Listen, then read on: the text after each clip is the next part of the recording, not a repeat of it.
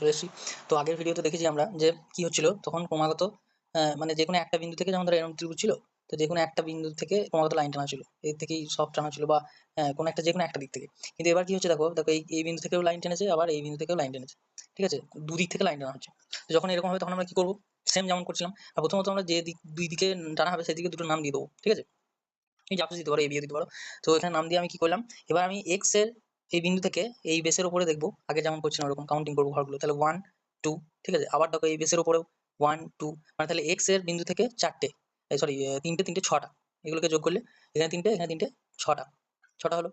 Same to same আবার এই Y কে base Y বিন্দু থেকে যদি এই দিকের বেসে ধরি, তাহলে এখানে আবার 1 2, আবার 1 2 এখানে হবে, তাহলে হচ্ছে আবার ছটা, তাহলে কি হলো টোটাল 12টা, ঠিক আছে।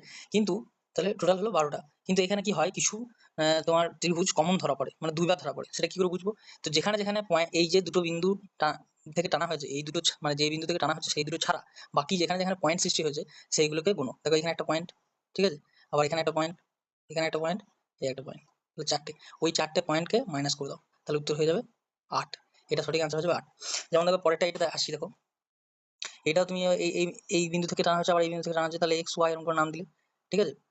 তাহলে এক্স বিন্দু থেকে আমি হিসাব করছি, এই বেসে কটা, 1 2 3 4, ঠিক আছে, মানে হচ্ছে যেমন 4 3 7 2 9 1 10টা, তাহলে এখানে 10টা, আবার এই রোতে তাই 1 2 3 4, এখানে 10টা হবে, এখানে 10টা হবে, ঠিক আছে, এখানেও আবার 10টা হবে, তাহলে এটা হয়ে গেল 4 10 40টা এক্স রো এর উপর। সেরকম সেম টু সেম ওয়াই রোতে কত হবে, 1 2 3 4, ওয়াই রোতে এরকম করে 40টা হবে, তাহলে 40 প্লাস 40 হয়ে গেলো 80টা।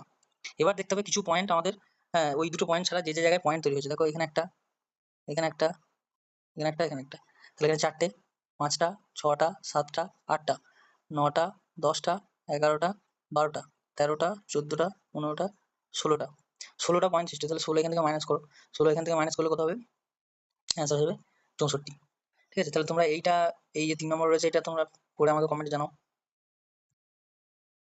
চলে এসেছি। তো আগের ভিডিওতে দেখেছি আমরা যে কি হচ্ছিল তখন ক্রমাগত মানে যেকোনো একটা বিন্দু থেকে যেমন ধরো এরকম ত্রিভুজ ছিল, তো যেকোনো একটা বিন্দু থেকে ক্রমাগত লাইন টানা ছিল, এর থেকেই সব টানা ছিল বা কোনো একটা যেকোনো একটা দিক থেকে। কিন্তু এবার কি হচ্ছে দেখো দেখো এই বিন্দু থেকেও লাইন টেনেছে, আবার এই বিন্দু থেকেও লাইন টেনেছে, ঠিক আছে, দুদিক থেকে লাইন টানা হচ্ছে।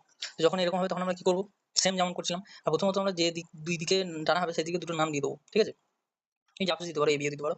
তো এখানে নাম দিয়ে আমি কি করলাম, এবার আমি এক্স এর এই বিন্দু থেকে এই বেসের উপরে দেখবো, আগে যেমন করছিলাম ওরকম কাউন্টিং করবো ঘরগুলো, তাহলে 1 2, ঠিক আছে, আবার দেখো এই বেসের উপরেও 1 2, মানে তাহলে এক্স এর বিন্দু থেকে চারটে, সরি তিনটে তিনটে ছটা, এগুলোকে যোগ করলে এখানে তিনটে ছটা, ছটা হলো। সেম টু সেম আবার এই ওয়াই কে বেস ওয়াই বিন্দু থেকে যদি